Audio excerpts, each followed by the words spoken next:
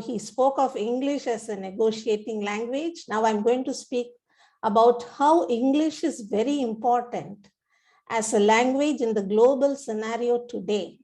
Because I have taught business communication for the MBA students, MCA students, and in various places. And I would like to show how intercultural communication is very important when you are studying business communication. So I found that he was talking about culture and literature. I'm going to talk about culture and communication. I'm not able to make this into a slide show. Are you able to see what I've put on the screen? Yes, ma'am, but it's on the second slide, right? Yes. Yes, But you can read everything. Okay. I'm very surprised that our father of our nation, Gandhi, was able to understand the importance of culture and how we have to understand the culture of other people. Like when he says that, I would like the culture of all the lands to blow into my house freely as possible. But he says that he doesn't want to be blown off his feet. So he wants to be grounded in his culture and also understand the culture of others, because he knew that the negotiating language he was using in a business proposition to get independence for our country, he needed the language. So we are in India, we know that English is the second language, and language is very important, and we have to learn English properly.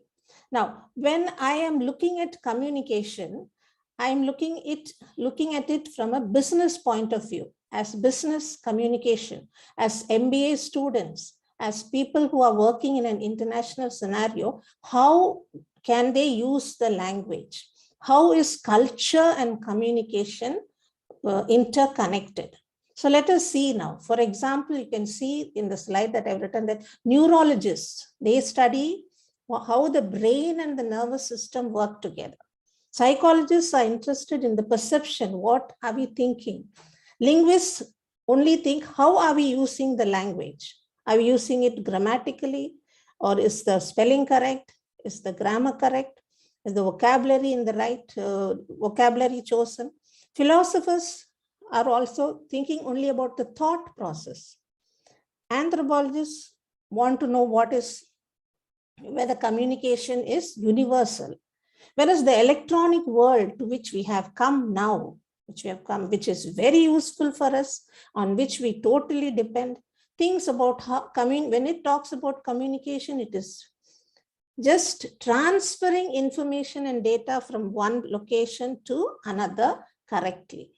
So whereas communication researchers, that is people in English language, we are interested in how people understand the meaning and use, and through the use of verbal and non-verbal language.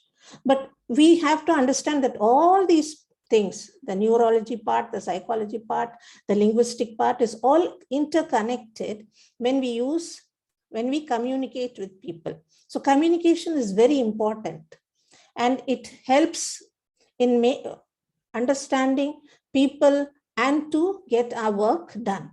So the dynamic process of communication. So communication is like a movie. It's not a single photo.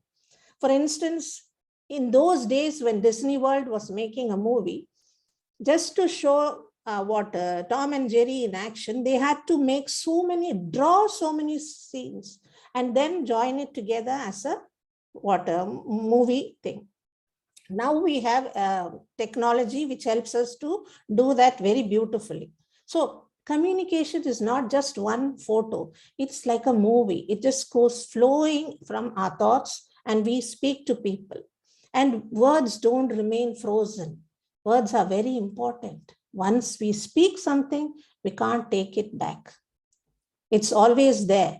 It can be interpreted in various ways. So communication is very important in life. So we can study communication through 7 traditions. rhetoric, semiotic, phenomenological, cybernetic, socio-psychological, socio-cultural, and critical. But now we are going to study communication from a cultural point of view, because there exists in the social and cultural setting, and how we interact with people of different cultures. So as a part of business communication, I would like to concentrate more on, because I've taught business communication, and this business communication is very important for MBA students and MCA students and even BBA students. This topic of intercultural communication has become very important, and it is included in the syllabus, because students who do BBA, MBA, and MCA work in international companies, or they have to interact with international people, and they should know how to communicate and in an intercultural way. So this intercultural communicative competence is something that they have to learn, because it comes in different levels. It comes in interpersonal, group, organization, and also as mass communication. So English, as you all were saying in the previous speech, it was very interesting. We were looking at it from a literature point of view. Now we are going to look at it from a business communication point of view. So English has acquired a new international identity. It's very important. Now, for instance, when we take English, when you look at in the TV or in the media or newspapers, everywhere, global advertisements, market, trade, economics, medicine, commerce, business, everything uses only the global language. We can't escape it. We have to learn it. So when we take, for instance, when we take the tourism and hospitality industry, they need English. They cannot say, okay, I'll speak English any way I like. I can use any dialect, or I can speak English, or I can speak any kind of modern SMS language. No, they cannot do that. The English they speak has to be proper. It's a language which people have to understand. And when people come from foreign countries, they learn the language and they come. They learn at least a little bit so that they are able to communicate with each other. And now we are living in a global village where when people from different countries join together, automatically we switch on to English, not to French or Chinese or anything. We switch on to English. So English is very important in the tourism and hospitality industry. And for students who specialize in this area, their communication skills have to be excellent, whether we like it or not. Proper English with proper the cultural context, they should know how to communicate to people from different countries. Now, if we take the tourism industry, let's take one state. So if we take Karnataka or Tamil Nadu or Uttar Pradesh or Rajasthan, for instance, where many foreigners tell me that they like to come to Rajasthan. But when they come to a hotel or when they come to a resort, they should have people who can explain everything to them and guides who have to speak to them properly. So if their English is not good, they are not going to get a job. So that's very important for them. Intercultural communication, communicative competence is something which is very, very important. As we see, what does the Routledge Handbook of Language Intercommunication say? It's a complex communication between language, culture, identity, agency, power, and context. So in a context, how do we speak? In this place, how does a guide take 20 tourists who have come from a foreign country for a tour into a national park? How will they speak? How will they communicate? So English is the only way in which they can communicate, and that English must be proper. And another most important thing is how they understand the culture of the people who come there. That is very important. So we have to know our own culture. We have to know how we are, what our culture is and how we behave, what is the most important thing of communicating with people. and how to mediate with people of different cultures. And we also have to know what is the culture of the people who are coming. So that's very important to understand. So intercultural communication is the communication between two different people who share different systems of symbolic resources. So they have to, they are totally different. So a Japanese will have a totally different system of symbolic resources. An Indian will have a different resource, and a Frenchman will have a different resource. So intercommunication, the communication analyzes how people communicate non-verbally, how they manage work together, approach deadlines, meet, greet, build relationships, and much more. Without English, this international FDP program cannot exist. Without English, the literature festival wouldn't have existed. And without the communication skills, now for example, the HOD of Amity English department, Vinaya, who's my friend, who has been able to work together, manage, approach deadlines, meet, greet, and build relationships and bring all of us together in the Zoom platform. So what helped them? It was this English which helped them to bring them all together. So international business like tourism and hospitality are the final places where people communicate effectively to meet their needs. So if the person doesn't understand what the tourist wants, the manager from the resort will not be able to satisfy his needs. So unless this communication is good, we won't be able to satisfy their needs. So that's what Edward Hall says. Culture is communication, time talks, and space speaks. Space is very important. So some people have a certain distance when they speak with people. And then time talks. Some people take time to talk. They think, and then they speak slowly. So we have to understand why they are speaking like that. Why are they behaving like that? And the culture of what they have in their country. So we have to do a lot of groundwork when we are working in the tourist or hospitality industry, or if you are holding an international conference in a business level, in a big company, people from many countries will turn up. We'll have to manage them. We have to work together with them, and we have to help them to make the conference a success. For all these things, we need intercultural communication.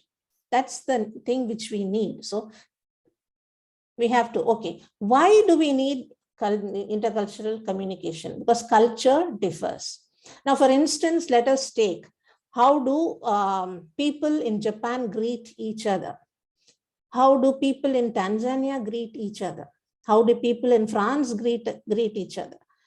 How do people in India greet each other? We have a different way. We say vanakkam, we say namaste. But in the global scenario, a handshake is what is common. For example, in Tanzania, if I go to the bank and I want to cash a check, I just can't go to the cashier and just give the check. No, I'll have to ask him 3 questions. Habari gani, how are you? Habari ya kazi, how is your job? Habari ya nyumbani, how is your family? The answer will be mzuri, fine. But the culture says that I have to greet him first, ask him these questions, and he will ask me those questions. And after that, he will say, okay, what do you want? Then I give him the check and I have to do it. And I have to wait patiently. I can't say, I'm in a hurry, please do this for me. No, the culture is important there. When I enter a shop in Paris, let's say as women, we want to go buy a top, so we want to buy something, a handbag. When I get into a shop, I greet them. Bonjour. They come and they greet us. And then we go around. If we don't buy anything also, it doesn't matter. When we leave the shop, we have to say merci beaucoup and come out. We just don't walk out of the shop. If it's a big shop also, the security stands at the door. He greets us bonjour. And when we leave, he says merci beaucoup, and we also say merci beaucoup. So these things are very important to understand. And we have to understand these things if we want to move in an international way. Space is important. Not everybody hugs you with a good morning. Not everybody likes to shake their hands. Then action speaks louder than words. But when it comes to intercultural communication, the action and the speech should blend together. So we are living in a modern global village. For example, a few days back, we shifted to a new apartment, and I was very surprised that the landlord of our apartment is from Morocco. The person who came to fix the Wi-Fi for us was from Tunisia. And the person who came to check the Wi-Fi was a French person. And another person who came was an Afghan. But I was not able to communicate with any one of them because my French is slowly improving. Every time I had to call my daughter and say, they're saying something, come. Then she will talk. But I have picked up a lot of phrases, how to greet people, how to say, how are you? Thank you, all these things. So the action and the speech have to go together, and we are living in a global village. But I have seen a lot of difference since 2014 to 2022. The French people have improved their knowledge of speaking in English. Everywhere we go, we hear people saying, okay, go here. I had to go to the beauty parlor, that I went to the wrong place. Then the girl came out. She said, even though she couldn't speak English perfectly, she said, okay, turn left, walk straight, see McDonald's, opposite, parlor is there.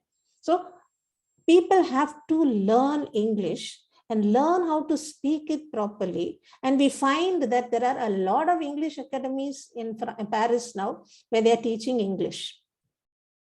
Because English is becoming important. English is the global language. In conferences, medical conferences, people present papers in English so that people understand what is happening. So when we look at intercultural communication, we see that it is an interesting subject where many subjects are interested in intercultural communication: anthropology, communication studies, social and organization, then sociology, marketing, management, foreign languages, teaching foreign languages, applied linguistics. Everywhere we need intercultural communication. We have to study intercultural communication. Why? Because now in this world, in the previous speech, we were talking about colonial language, how the colonial system of education was there, how the colonial people taught English, how the British taught literature to us, and how it has developed a lot. When we studied English literature, we had only 5 papers: drama, prose, poetry, and history of English literature, social history of England. These were just all based on British literature, and we had 1 paper called American literature. More than that, we didn't have anything. We had to keep learning and learning and learning. So when I started teaching, I knew I had to learn about Indian writing in English. When I did my PhD, I had to learn about African women writers. When I taught in Tanzania, I was so interested in reading their novels, like Ngugi and all these people. It was a new experience learning how English literature has developed. So when all these things developed, and because of colonialism, we found out that people were moving from one place to another. And now people move not only because of colonialization, that is gone, it's a history forgotten, but we are moving because we want better jobs, we want to go to a better country, or we want to go to another country. So what happens is this cultural hybridity is going on. So for example, let's take the African Americans in America. They were taken from Africa and dislocated, and they were put there. And then they had to live there, and they had to adapt themselves there, and they learn a new culture. So there comes the third space. For instance, I was born in Burma. I was brought up in India. I got married and I went to Tanzania. And then now my children are here, and I'm here in France, getting a foundation, learning French, and doing my work. So when I come into contact with all these cultures, I have my own culture, which is the Indian culture, which I learn very well. And I have the culture of all these places still in my mind. And I'm learning a lot about the French culture. So there is a cultural hybridity in the global village. So it is a celebration of cultural differences and fusion. So it now everything is what you are speaking is about globalization. It's a mantra. It's an unfettered economic thing. And then it is a transformation of all cultures. So in literature, we read about the diasporic identity, and we talk about the third space. So these things are very important. This culture is very important. And it is with this culture that we are able to blend with the people. So we are able to understand. So now people are not displaced, but what is happening is that tourists, business professionals, they come, they go for meetings to places, and they are able to understand the cultural complexity because they have a background knowledge of intercultural communication. If they don't have that, they will not be able to slide into the third space smoothly. And we have to do this often. When we hold now we are having everything in a Zoom platform, but before the pandemic, people met together. People from different countries came for an international conference, and they met together, and they had to work together. So how were they able to work together? It is because of intercultural communication. So defining intercultural communicative competence. So it is a skill. The three main components are knowledge, skills, and attitude. It is a socio-linguistic competence. How to use language appropriately. And it relates to understanding other cultures, the accent, the dialects, the interaction skills. All these are very, very important in understanding the culture and in communicating. But the three most important things are knowledge, skills, and attitude. So let's see at the attitude first. So we have to teach the students, when we teach business communication, it's very, very important that the teacher, the professor, has to just not lecture theory, but practical sessions are very important. And when they go into practical sessions, they have to understand many things. So what are the important attitudes which are very important for people who work in an international or national level also, and how they have to behave? So self-awareness, we have to be aware of who we are, what is our culture, so that we can explain it to the others also. And then non-judgmental, we shouldn't judge the culture of other people. Cognitive flexibility, we should be flexible enough to understand and mediate with other country people. Independence, at the same time, we should be independent. We shouldn't lose our identity. That's very, very, very important. We should have a mental flexibility. We should understand and accept the culture of others. We should have an empathy, open-mindedness, analytic mind. This analytic mind is very important. Students have to, when an MBA or an MCA student gets a job in, let us say, in a tourist industry or in hospitality industry, he should have an analytic mind to understand, to learn, and to adjust and speak to people. And another very important thing is willingness to accept feedback. That's very, very important. One thing is we should know how to accept, okay, I made a mistake. Where did I go wrong? What did I do? Did I use the right word? And if somebody says, oh, this is not the word you should have used to that man, he's from this country, this is how he will interpret it. We should learn how to change. We should accept our fault. We should accept the feedback we get, and we should learn. We should keep learning. And learning is very easy nowadays. It's not like in those days when we had to go into a library in search of books. We have Google. Google helps us to learn everything. If you want to learn the culture of the Hawaii people, Go to Google, it tells us what to do. If you're going for a holiday to Sweden, we learn everything. So that analytic mind is there, the willingness to accept, emotional control. That's very important. Because people from different places will come and ask for different things. You'll have to understand, keep calm, and work properly. All these things have to be taught to the students, and adaptability. So these are the most important attitudes you have to need when you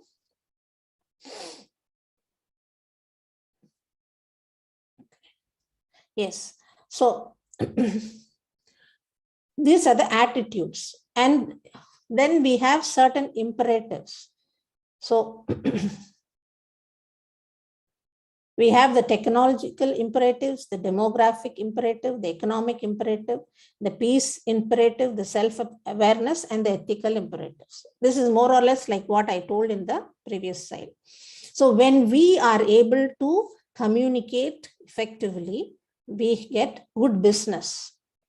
For example, a student of my husband's former student, they were in a village and they were having coconut groves. So their business was only selling coconuts. But when the father educated the student in a nice international school, and he went to a good college and got his BCom degree, he started learning about the culture of the countries. He started learning about how he can use the products of the coconut grove, the coconut tree and the coconut and the coir and everything. He now has an international business all over the world. Why? Because of intercultural communication. He was able to communicate, to interconnect with people. And because he learned the English language well, and he understood the cultural diversity and how to use a product which is only sold in a village in an international level. So self-awareness is very important, to understand ourselves as individuals. Then we are able to understand the next person. And ethical imperatives are very important. How do we speak? What is our behavior? And what are the consequences of our actions and words? All these things have to be taught to the students in different ways. So, how do we teach students? Do we just give them lectures and tell them, okay, these are all the things? How are you going? You have to learn these things? No, it's very important to have practical sessions. So we always refer to the professor or the teacher who is teaching intercultural communication or business communication as a facilitator. We don't call them a professor. They are a professor, but we call them as a facilitator because they facilitate in learning the language. So the students have to step outside the classroom and go into the society and investigate what is happening around them, and how globalization has brought a lot of changes and how they have to adapt to the situation. So the facilitator or the department has to prepare the syllabus in such a way so that the student just doesn't learn only the theory, but more of practical sessions. That's why constructivism comes here. The theory of linguistics, constructive theory of linguistics goes deeply into the psychology and how to study. And if you study that theory, you'll understand how a teacher should teach in a class, how a professor should teach in a class, how a professor can make classes very interesting by not lecturing, but going out and helping the students to step outside into the society and how to learn the language in a practical session and in a practical way. So learning, first they have to, so when they go and step out into the society, they learn the culture of others, which is very important. So globalization lies in the heart of modern culture, and culture is in the heart of globalization. But when we talk about culture, then you may ask the question, why is this culture very important? Now we have a global culture, which is very fashionable. Do we follow that? Do we stick to that global culture which the world is coming into existence?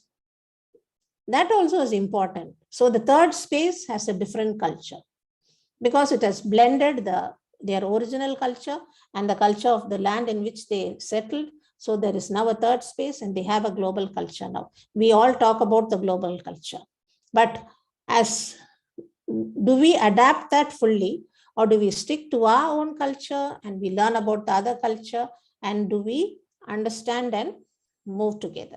So now we are living in, now for example, if you come to Paris, and July and August is the season for tourism. It's the summer, it's very hot here. The UV rays is so high here. So people are moving around in a different way of dressing. Winter, it is 3 layers, but summer, it is all beautiful colors.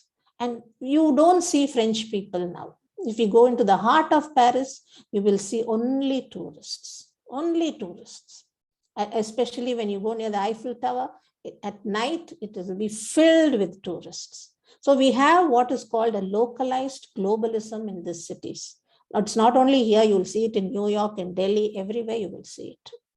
So what happens is people from different cultures come to cities and they move around and they have their own culture there. We can see a different culture there, a globalized culture there. So, but when we come to now, tourism has improved a lot. Tourism has expanded so much that we have heritage tourism, cultural tourism, eco-tourism, and medical tourism. Medical tourism is one important space where unless you are able to communicate with the patient, the doctor will not be able to help the patient. So we need people who can communicate with the people who come. There are so many people who are coming from Africa and other countries for medical treatment to India, especially in many places we know that foreigners come for treatment. Then how do we move around with them? Unless we have this intercultural communicative competence, we will not be able to help them out. We cannot grow this tourism. So there are cultural tourisms. Eco-tourism is becoming very common. So we need communication, and that communication has to be put. So teaching communication skills in the class. Students should occupy the central position in the class. The facilitator stands behind. The teacher just gives the tasks, gives the pointers, and helps the student to communicate, helps the student to understand what is the thing they have to do, help the students in groups to talk together, work together, and to come up with a performance or to do the project. So what happens is the teacher takes a back seat, the professor takes a back seat, and the students have to communicate with each other. They have to come out with solutions for the problems they are placed, case studies, all these things. So this helps the student to start speaking. Not all of them come with a very good knowledge of speaking skills. Some of them, some MBA students who came in DSI, they had a lot of communication problems. But the moment we put them together, they work together, and you give them task-based activities, they start speaking. And I remember a student who came from a village with a very determined idea that he must speak English perfectly. And he started speaking. In the beginning, he made a lot of mistakes, but by the end of the semester, he was speaking English so well, and he got a job in an international company in Delhi. It was so surprising. Why? Because the student was placed in the central position. The student was asked to take the responsibility in the information processing and the constructing process so that they are able to communicate, talk with each other. Collaborative learning is very important. So the facilitator works behind the scenes and helps the student to learn. So give them as much as possible, even though they may be. Yes. No. Where am I? Yes. So it is very important for students to interact in the class. And culture is very important. Why? Culture is a shared identity. Culture values the same things in different ways. It builds. And then when we study about culture and all these things, there is definitely the stress point of view also. People have a lot of stress. For instance, now arranging this program is not an easy job. You have to do a lot of things. The person who's in charge is stressed. But then when you have learned communication, things will be easy for you. Then you have to discuss the potentially hidden aspects of culture, understand how culture works. That's why we say traditional way, critical awareness is very important. Critical cultural awareness is very important. Then developing skills of analyzing. So when you give students work to do, projects to do, and to come and speak, they are able to overcome all these things. They understand the critical cultural awareness. They are able to develop skills of analyzing and interpreting unfamiliar things, and they are able to use technology and come out with solutions and learn how to speak well and learn how to communicate between different cultures. So knowledge of culture is very important. An open mind, it's very, very important. You have to keep learning. Learning never stops, we know. So teaching conversation patterns of initiation response is very important. Practicing English empowers the students to communicate. Strong focus should be on areas such as stress, intonation, vocabulary, and grammatical structures. So these things should not be just given as a lecture, but students should be allowed to do things in the class, to speak in the class, to interact in the class, to have role plays and case studies, and go out and collect information and come back and present it as a project in the class, make PowerPoint presentations. All these things are very important for them to understand how to communicate, not only in a national level, but also in an international level. So that is why when we had this, in Loyola, they have a business communication for. Instead of general English, they have different varieties of topics to be chosen for the second semester of the BA students. And one of them is technical writing, and we have business communication. When we teach business communication, we teach them, we make them do certain things. We make them do a project, we make them have mock conferences and other things, so that they learn how to talk and how to speak. So now, I think I have given you a short lecture on how to teach intercultural communication in the class. So it's very interesting, because when we make students speak, they come out with a lot of interesting patterns of knowledge. They know a lot because they learn a lot from Google. They are able to understand. But the most important thing is communicating effectively in English. And nothing is knowledge, skills, and attitude. So for example, now let me finish this lecture by saying how to say thank you. Now I would like to thank Vinaya, my friend. So when I want to tell thank you to her, this is how I always tell my students, the intonation in which we say. How do we say thank you? So do I say, okay, Vinaya, thank you so much? That's not the right way. What am I conveying? Okay, you gave me a chance. Thank you so much. But when I say, Vinaya, that was really awesome. Thank you so much. So when I say the thank you so much, the intonation goes up and down to say, okay, that was lovely of you of giving me a chance to speak. Thank you so much for giving me this chance. So the intonation in which we speak is very important. It's not just thank you. Many words which we speak, they convey what is in our mind. So it's very important to give practical sessions to students to learn the language and be able to get a job, because that's their aim in life. Okay, you learn a language, you learn a subject because you like it. And the another most important thing is because you want to get a job and you want to get a promotion.